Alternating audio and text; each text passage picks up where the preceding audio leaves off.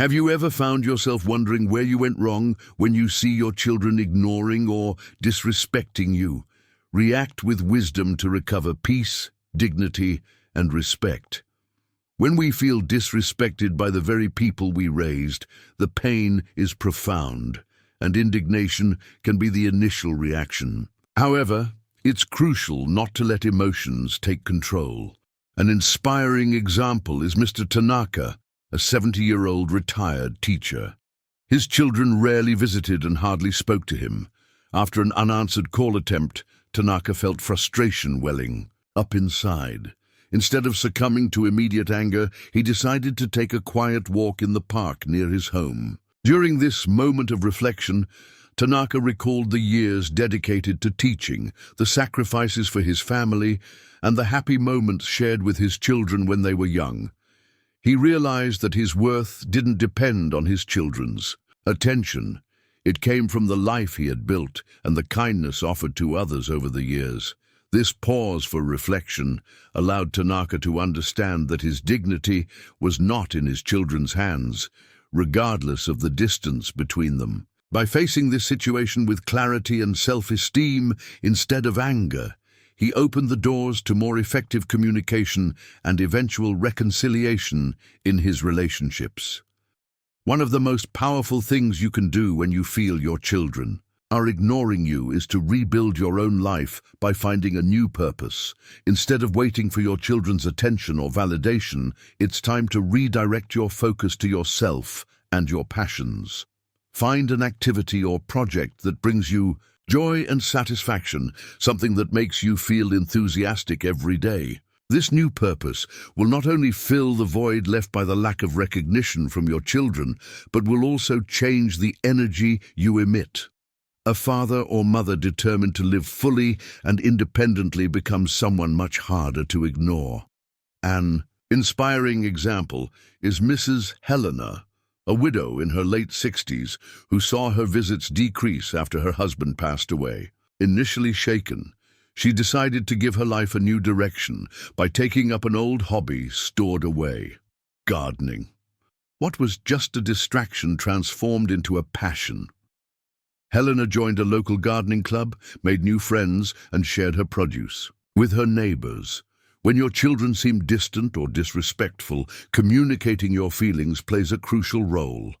Instead of confronting them with frustration or guilt, it's essential to adopt a gentle and sincere approach that invites connection. As an example, we have the case of Mr. Peterson, a retired carpenter who hadn't heard from his son James for months. Daily, he anxiously awaited James's presence in his life, but silence prevailed.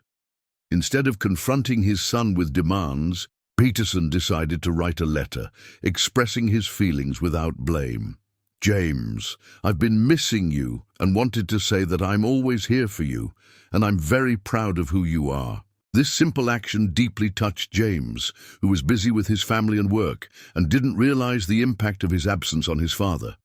The letter resulted in the reopening of communication lines between them, with regular calls and weekend visits, something that hadn't happened for years. The great lesson here is that by communicating your feelings with wisdom and gentleness, we open space for mutual understanding and emotional reconnection. Establishing healthy boundaries is essential to protect your peace of mind and maintain mutual respect. When your children don't treat you with the consideration you deserve, it's fundamental to stand up for your emotional and physical well-being. An inspiring example is the case of Mrs. Rosa, a retired nurse whose son Daniel became increasingly demanding over the years. Initially, Rosa was always available to meet her son's demands, even if they were unreasonable. However, after realizing that this pattern was detrimental to her own mental and emotional health, she decided to establish clear boundaries. In a situation where Daniel once again expected her to take on responsibilities without prior notice, Rosa mustered the courage and said firmly, "Daniel, I love you, but I'm not available today. I've already made plans for myself." At first, Daniel's reaction was surprise and even irritation, But Rosa remained firm in her decision. She stopped giving in to unfair demands and began to focus on her own well-being. Over time, Daniel noticed the change in his mother's attitude and began to treat her with more respect and consideration. Establishing healthy boundaries transcends protecting one's own peace. It also teaches others how we wish to be treated. By clearly defining what is acceptable and what is not in our relationships, we are prioritizing our worth and dignity, thus contributing to building more balanced and loving relationships. A powerful approach to dealing with the situation where your children don't respect you is to lead by example in all interactions. By consistently showing love, kindness, and consideration, regardless of the treatment you receive, you establish a standard of behavior to be followed. Mr. Lorenzo, a retired factory worker and grandfather of 5, noticed over the years that his adult children visited him less and less, and when they did, they seemed disconnected and eager to leave. Instead of reacting with frustration or resentment, Lorenzo chose to adopt an attitude of patience and understanding. He continued to treat his children with affection and respect, even in the face of apparent lack of reciprocity. By welcoming his children warmly into his home, sincerely complimenting them, and offering advice when asked, he planted the seeds of mutual respect. On one occasion, when his children surprised him with disinterest during a visit, instead of letting it harden his heart, Lorenzo sent a kind message saying, "Hope everyone is well. I'm missing you." Over time, his children's attitudes began to change. They began to value their father's unwavering patience and kindness, thus initiating a cycle of mutual respect and admiration. The clear example here is that respect is a two-way street. By leading through example, demonstrating consistency in unconditional love and gentleness, you are silently teaching those around you how you wish to be treated. Maintain your financial independence as you age, showing your children that you are capable of managing your own life and resources. Instead of relying solely on them for sustenance, strive to maintain control over your finances and decisions. Financial autonomy not only conveys a message of dignity and self-confidence, but also demonstrates to your children the importance of individual responsibility and planning for the future. An edifying example is the case of Mr. and Mrs. Carter, a retired couple in their early 70s. Upon deciding to downsize their home and simplify their lifestyle after retirement, they chose to carefully manage their finances without incurring unnecessary debt. Although they had a fixed income, they remained financially independent without needing to turn to their children for help or support. Initially, their children didn't fully grasp the importance of this cautious planning, but over time they began to admire their parents' stance. Observing that their parents conducted their lives with balance and financial control, the children started seeking advice on budgeting and retirement planning from them. Financial independence gradually conveyed a powerful message of mutual respect and admiration, not based on expectations or demands, but rather on the constant demonstration of responsibility and self-sufficiency. When navigating the challenge of forgiving your children for actions or attitudes that have caused pain, it is essential to constantly remember your worth and the importance of maintaining healthy boundaries to preserve your dignity. Forgiving does not mean accepting continuous disrespectful behavior, but rather freeing yourself from the emotional weight that resentment carries. An inspiring example is the case of Mrs. Evelyn, a retired artist and mother of 2. Her daughter, Claire, became distant over the years, causing Evelyn a deep sense of abandonment and questioning her own mistakes as a mother. Despite the pain, Evelyn decided to adopt forgiveness as an act of self-love and emotional release.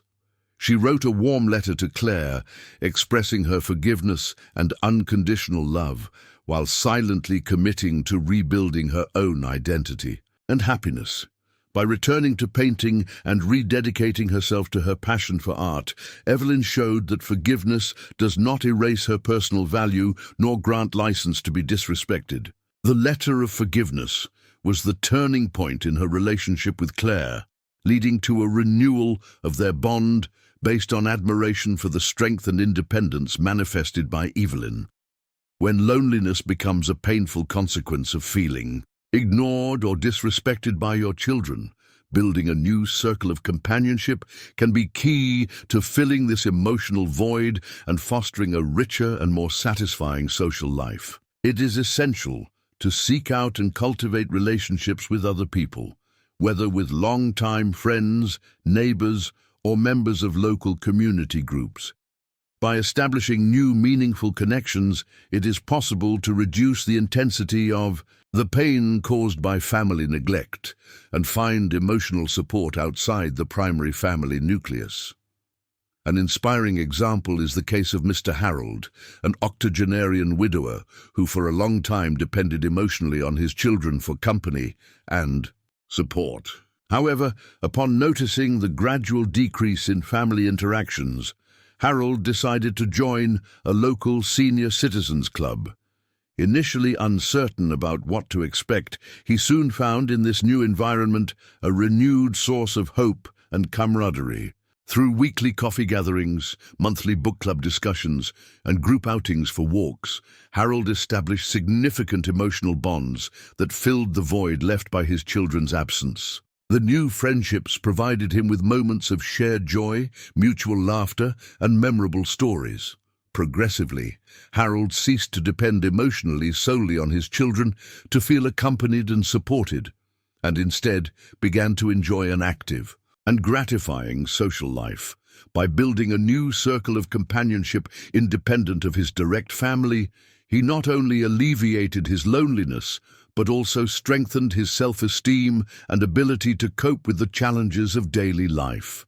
When facing the situation where your children don't respect you, maintaining your financial independence can be a powerful strategy. Having control over your own finances not only conveys autonomy and self-confidence, but also shows your children that you are capable and responsible in managing your life. An inspiring example is the retired couple, Mr. and Mrs. Morris.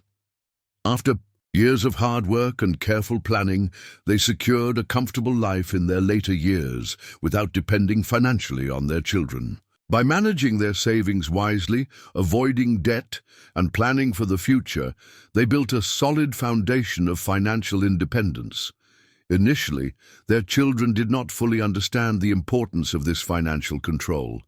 However, upon observing their parents' stability and security in handling their finances, they began to appreciate and seek guidance on financial literacy. The Morrises' financial independence became a valuable example, not only for their children but also for the community around them. Demonstrating responsibility and skill in managing money is an effective way to preserve your dignity and positively influence your family relationships. Upon recognizing the difficult situation where your children do not respect you, it is fundamental to understand that building a new circle of companionship can be a true balm for loneliness and emotional frustration. Investing in meaningful relationships with friends, neighbors, or community groups not only strengthens your emotional well-being, but also creates new opportunities to share experiences and receive support. An enriching example is the case of Mrs. Maria, a retiree who found herself increasingly disheartened by her children's lack of consideration. Determined to change this reality, Maria sought active participation in a local community center where she found a weekly dance group. Through this experience, Maria made new friends and discovered a new passion for dance. The regular meetings brought more lightness and fun to her daily routine, filling the emotional void left by the distance from her children. By opening herself up to new connections and activities within her new circle of companionship, Maria found not only emotional support but also a renewed sense of purpose and joy in life.